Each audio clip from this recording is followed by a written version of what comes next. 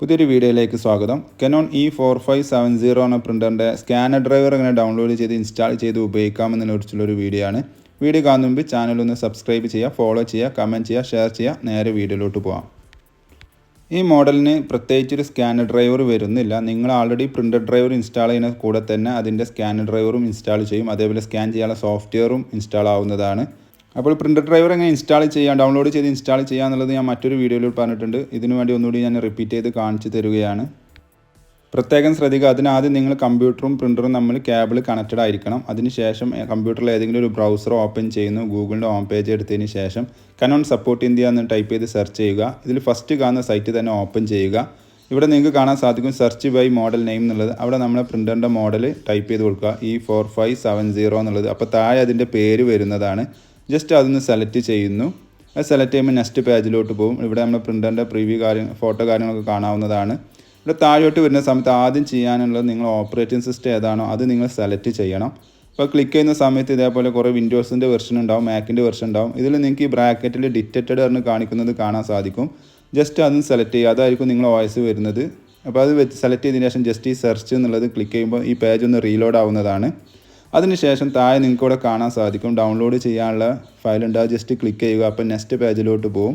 ഇവിടെ ഡൗൺലോഡ് ഒന്ന് ക്ലിക്ക് ചെയ്യുന്നതോടുകൂടി നമുക്ക് ആവശ്യമുള്ള ഫയൽ ഡൗൺലോഡിങ് ആവുന്നതാണ്. പ്രത്യേകം ഞാൻ വീഡിയോയുടെ തുടക്കത്തിൽ പറഞ്ഞ പോലെ മസ്റ്റായിട്ട് നിങ്ങൾ പ്രിൻ്ററും കമ്പ്യൂട്ടറും തമ്മിൽ കേബിൾ കണക്ട് ചെയ്തിരിക്കണം. എന്നിട്ട് മാത്രമേ ഈ ഒരു പ്രോസസ്സ് സ്റ്റാർട്ട് ചെയ്യാൻ പാടുള്ളൂ, ഇല്ലെങ്കിൽ ഡിറ്റക്റ്റ് ചെയ്യില്ല. അപ്പോൾ കാര്യം പ്രത്യേകം ശ്രദ്ധിക്കുക. അപ്പോൾ നിങ്ങൾ എന്ത് ചെയ്യുക, നിങ്ങൾ ലാപ്ടോപ്പ് ഏതാണോ അത് കണക്ട് ചെയ്തിരിക്കണം. അതിനുശേഷം തിരിച്ച് നമ്മൾ ആ ഡൗൺലോഡ് ചെയ്ത ഫയൽ ഓപ്പൺ ചെയ്യുക. അപ്പോൾ എക്സ്ട്രാക്ഷൻ നടന്നാൽ നമ്മൾ ഇൻസ്റ്റാളേഷൻ ഫയൽ ഓപ്പണായി വരുന്നതാണ്.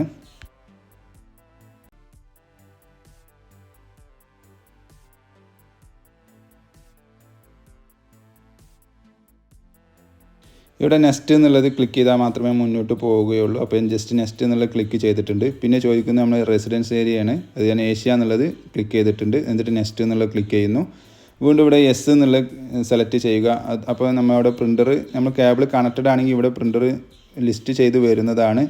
ഇല്ലെങ്കിൽ നിങ്ങൾ ഈ സമയത്ത് കേബിൾ കണക്ട് ചെയ്ത് കഴിഞ്ഞാൽ ഇവിടെ നിങ്ങൾക്ക് ഒന്നുകൂടി സെർച്ച് ചെയ്യുക എന്നുള്ള താഴെ കാണുന്ന സെർച്ച് ചെയ്യും കൊടുത്താൽ നമ്മുടെ പ്രിൻ്ററിൻ്റെ പേരും സീരിയൽ നമ്പർ ഇവിടെ കാണിക്കുന്നുണ്ട്. ജസ്റ്റ് അത് സെലക്ട് ചെയ്യുന്നു. എന്നിട്ട് നെക്സ്റ്റ് എന്ന് ക്ലിക്ക് ചെയ്ത് കഴിഞ്ഞാൽ നമ്മൾ ഇൻസ്റ്റാളിങ് പ്രോസസ്സിങ് സ്റ്റാർട്ട് ചെയ്തിട്ടുണ്ട്. ഏകദേശം ഇൻസ്റ്റാളേഷൻ കംപ്ലീറ്റ് ആയി കഴിഞ്ഞാൽ ഇതേപോലെ മെസ്സേജ് വരും. ജസ്റ്റ് അത് എക്സിറ്റ് എന്ന് കൊടുക്കുക.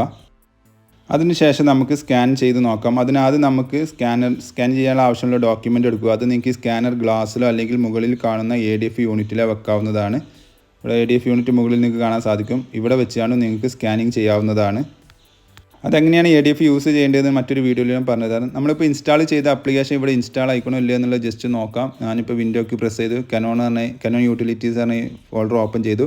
യെസ്, IJ സ്കാൻ യൂട്ടിലിറ്റി എന്ന സോഫ്റ്റ്വെയർ ഇൻസ്റ്റാൾ ആയിട്ടുണ്ട്. ഈ ഒരു സോഫ്റ്റ്വെയർ ആണ് നമ്മൾ സ്കാനിങ്ങിന് ഉപയോഗിക്കുന്നത്. ജസ്റ്റ് ഒന്ന് ഓപ്പൺ ചെയ്തിട്ടുണ്ട്. അതിനുശേഷം ആ ഡോക്യുമെൻ്റ് എന്നുള്ള അവിടെ ക്ലിക്ക് ചെയ്തപ്പോൾ സ്കാനിങ് സ്റ്റാർട്ട് ചെയ്തിട്ടുണ്ട്. ഈ സ്കാനിങ് എങ്ങനെ ചെയ്യാമെന്നുള്ളത് മറ്റൊരു വീഡിയോയിലൂടെ ഫുൾ ഡീറ്റെയിൽസ് പറഞ്ഞു തരാം. അതിന് ലിങ്കും താഴെ ഞാൻ കൊടുക്കാവുന്നതാണ്. അപ്പോൾ വീഡിയോയിൽ തുടക്കത്തിൽ പറഞ്ഞപ്പോൾ തന്നെ സ്കാനർ ഡ്രൈവർ ആണ് ഒരു പ്രത്യേക സെപ്പറേറ്റ് ഡ്രൈവർ വരുന്നില്ല. ഈ മോഡൽ പ്രിൻ്ററിൻ്റെ ഡ്രൈവർ ഇൻസ്റ്റാൾ ചെയ്യുന്ന കൂടെ തന്നെ സ്കാനർ ഡ്രൈവർ ഇൻസ്റ്റാൾ ആവും, ഈ സ്കാനർ സോഫ്റ്റ്വെയർ ഇൻസ്റ്റാൾ ആവുന്നതാണ്. അപ്പോൾ നിങ്ങൾ ഇതേപോലെ ഒന്ന് ട്രൈ ചെയ്ത് നോക്കുക. എന്തെങ്കിലും ഇഷ്യൂ ഉണ്ടെങ്കിൽ സിസ്റ്റം ഒന്ന് റീസ്റ്റാർട്ട് ചെയ്താൽ മതി, ആ പ്രോബ്ലം സോൾവ് ആവുന്നതാണ്. അപ്പോൾ കൂടുതൽ വിവരങ്ങൾക്ക് വേണ്ടി ചാനൽ സബ്സ്ക്രൈബ് ചെയ്യുക, ഫോളോ ചെയ്യുക, കമൻറ്റ് ചെയ്യുക, ഷെയർ ചെയ്യുക. Thank you for watching my video.